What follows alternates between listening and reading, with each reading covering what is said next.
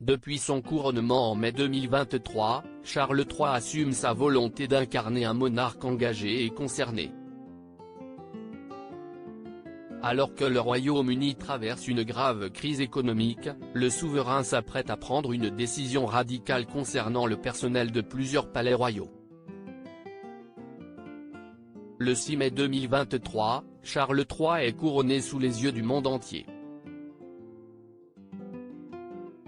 La cérémonie s'est tenue à Londres, au cœur de l'abbaye de Westminster, 70 ans après le sacre d'Élisabeth II en juin 1953.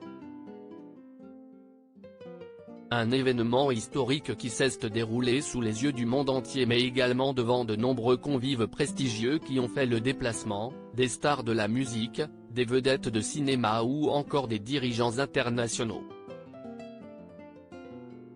À cette occasion, le père de William et Harry brise le protocole avec un couronnement plus court et nettement moins cher que celui de sa défunte mère et manifeste dès lors sa volonté d'incarner l'image d'un souverain engagé et concerné par les problématiques contemporaines.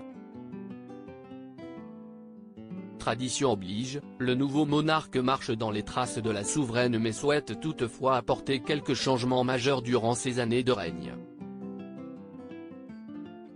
Premier engagement, diminuer le train de vie de la monarchie.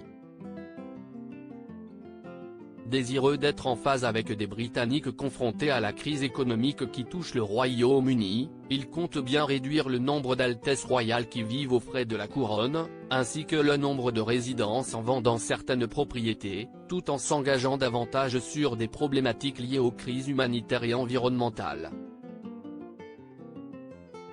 Et parce qu'il n'y a pas de petites économies, il s'apprêterait à licencier une partie de son personnel, comme le rapporte le Daily Mail le 28 août 2023.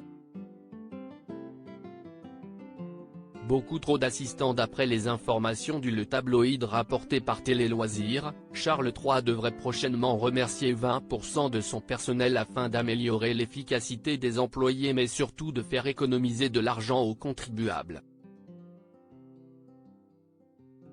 Ces coupes budgétaires toucheront plusieurs palais royaux, Buckingham, Sandringham, Windsor et Balmoral.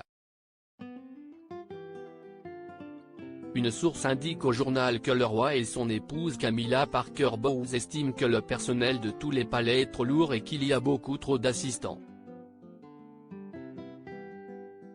Le roi et la reine préféreraient payer aux gens des salaires convenables mais avoir moins de monde, informe la dite source avant de remarquer, par exemple, il y a des chefs pour eux et des chefs pour le personnel. Pourquoi, demande-t-il, ne peut-il pas y avoir un seul personnel de cuisine pour tout le monde? Sa Majesté ne peut pas tolérer que trop de personnes fassent le même travail, remarque-t-elle ensuite. Pour Charles III, le temps de l'opulence est terminé.